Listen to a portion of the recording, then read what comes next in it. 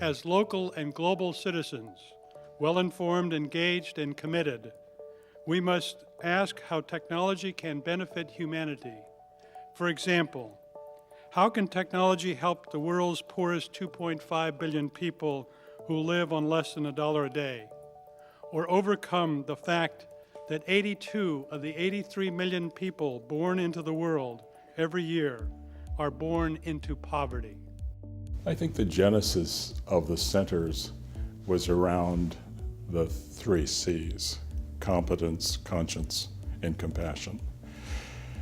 And Paul, I think, felt strongly that science, technology, and society was at the core of what it meant to be competent in this period in our history. That the interface of science and technology with society was fundamentally going to change and was changing the way we live, and most importantly, how we relate to one another. And as I was thinking about technology and the future of technology, the Chinese character for crisis came to mind. The Chinese character for crisis comes from 2 other words: danger and opportunity. And it seems to me as we think about the future of technology, we have to balance two different things in one sense. Paul's hopes around the technology and science was technology enables science to accelerate. And what we learn in science, it creates new capabilities in technology. So the coevolution is very rich with opportunity.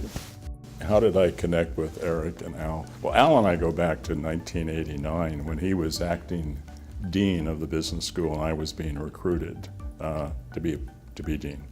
And at the same time, a colleague, Pat Guerra, was working in the Center for Innovation and Entrepreneurship, which Al Bruno had headed prior to him, and Eric Carlson had come to Santa Clara. He was a 3rd employee in the Center for Science, Technology, and Society, and Al's always been an entrepreneur. He teaches entrepreneurship. It's in his blood. He constantly is thinking about how to take things to the next level. A member of my advisory board when I was dean of the business school contacted me and said, there's somebody you should meet when you start this center. His name is Eric Carlson. And a headhunter told me that this guy is the best operations guy in Silicon Valley. He gets stuff done. Having Eric involved has been very good for Jim and myself because Eric is opinionated and stakes his opinion very strongly, and that allows Jim and I to sort of chip away at the edges and get to something that makes sense. Whereas we're not very opinionated, and absent an opinionated position, we would have been sort of a wishy-washy movement forward. So Eric's been sort of the steel rod in the evolution of the center. What got me thinking was something that I heard from Al and Pat Guerra and Jim about that they'd heard from the people who were winning the tech awards, which was, it's great to give us an award, but it'll be gone in a year. If you can't help us figure out how to use it wisely to build a more sustainable business or organization, I don't know if they used the word business, but I thought, boy, that's the key, right? And I thought the idea of trying to build a sustainable social impact organization was a compelling idea that if we could figure that out, we'd have made a major contribution. I am together with some great people, great individuals who have taken a step of faith to turn an idea into some practical action. In the early days, Jeff Miller and I we would get together. We had a common entrepreneur, Collins, and I remember Collins showed up at Santa Clara, and we met him and we started working on helping him work on his business. And Jeff and I kind of went aside and said, We have no idea who this guy is. We have no idea what he's experienced. We have no idea about culture in Kenya and the economics of Kenya. And over time, we decided that we really do need to get to know the entrepreneurs before they get here. And so now we have an online component that we work with the entrepreneur for many months before they ever show up. And so not only do we get, the mentors, get to understand the business much deeper and much better, you get trust built up really early. And so you can go back and forth and you can make lots of progress before they even get here. And when the entrepreneurs get here, it's like greeting a really old friend for the first time. What's become very apparent to me is this convergence between poverty, gender inequality, and climate change. When I think in particular about the social enterprises that have come through our GSBI programs that focus on women's economic empowerment, then that's where I really see the disruption of unjust social equilibria. So an example is Solar Sister, which distributes off-grid energy solutions, solar power lanterns. And the women who are buying these are better off because they have higher quality energy. They don't get the side effects from kerosene lanterns. Their children don't get burned by overturned kerosene lanterns. And in the end, they save money. They're economically better off. The women who are selling the lanterns are also economically better off because they now have an income. And in many cases, they become the primary breadwinners in their families. And that economic empowerment shifts the social equilibrium from women being oppressed in many ways, doing most of the work, getting least of the income, to becoming empowered, that they make decisions. Their husbands now work for them instead of their husbands telling them what to do.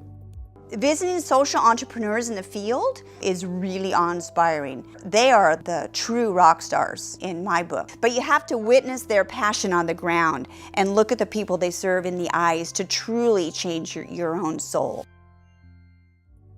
So there were really two things that came together in the genesis of the Global Social Benefit Fellowship. The first is the fact that Miller Center is part of a university, and the primary function of universities is to educate students, to generate and share knowledge.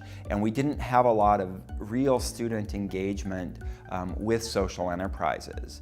The other thing is what's unique about Santa Clara, and it's the notion that we are trying to fashion future leaders who will accelerate social justice around the world. So when through a generous benefactor, Ann Bowers, who is the widow of Robert N. Noyce, the first CEO of Intel, wanted to honor Father Locatelli by making a gift to the university. She asked us to imagine ways that we could create what she called a transformational social justice learning experience for high potential undergraduates, regardless of their economic background. So what makes them special is that they all share the DNA of social justice. They all really want to make the world a better place, and they're coming from these different disciplines and working together and learning new ways to imagine creating social justice. They understand over time that it's more than just listening to people who are living in poverty or going and spending time with people living in poverty, but actually empowering people who live in poverty. Empowering women economically changes the equation. It's a much different model than charity. And so this common DNA for social justice makes me feel like they're a family. My hopes for them are that whatever they do in their lives, they'll carry with them this transformational social justice learning experience, and whether they become social entrepreneurs, whether they work in large corporations, whether they end up in government, with them they'll have within themselves the ability to affect social change on a large scale. What does it mean to be the Jesuit university in Silicon Valley, the world's most entrepreneurial ecosystem? It means it's a tremendous opportunity, as well as an obligation that we make the most of the opportunity that we have. We can't pretend that we're in Iowa, but we're actually in a very important place, and there's got to be a reason why we're here at this particular time. Now that gets into a matter of faith, that you're here in a specific place at a specific time to accomplish something unique. And that's part of my perspective as a priest, as a Jesuit in the Silicon Valley at this university. We're here to do something very specific that others aren't able to do. And so we have opportunities that are incumbent upon us to actually take advantage of them and to make sure that we use our resources wisely and in conjunction with other people who help us accomplish much more than we can do singly. So that's why this network of other Jesuit schools is so important. That's why this network of mentors working with social entrepreneurs is so important, because it's creating a much broader effect, because we're rooted here and we take advantage of that opportunity. I mean, it's easy to talk about 160 million people in developing parts of the world that we've impacted, and that's fabulous, we have. We've also educated 600 entrepreneurs. Most of them are actually pretty young. They're gonna continue to do their businesses, maybe they'll do other businesses. We're gonna educate more. So we've impacted a lot of people, and that's just with the short-term impact we can see now. That impact has legs. The businesses have legs, the entrepreneurs have legs, the mentors do, the students certainly do. So we're gonna continue impacting more, but we're gonna get, the world will see more impact from those people that we've already touched. To me, that's the overwhelming accomplishment and the thing that I'm most excited about. One word about our founding, a little story, since we're a little bit on stories. We were founded by 2 Italian Jesuits, and they really came to this country from Italy and ended up in the Northwest, where they were in mission territory evangelizing up there. And 2 of them decided that Gold Rush, California would be a lot more exciting, and to come down here and start a college in California. So they came down in the winter of 1849. It wasn't until February of 1851 that they got the okay, and the bishop of then C was Monterey, sent them here to the mission to start a college. In that year and a half period, or year and a few months, they kept writing to Rome asking for permission to start the college. They never heard back from Rome.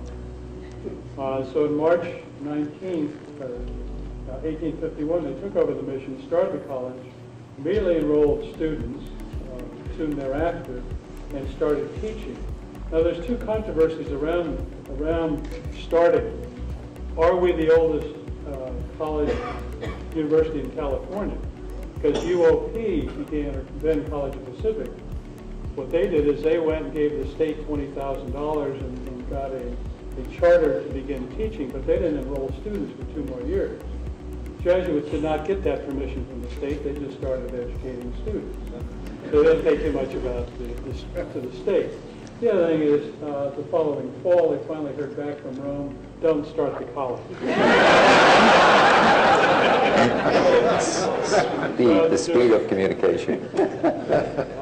Thank God we did not have the internet at that time.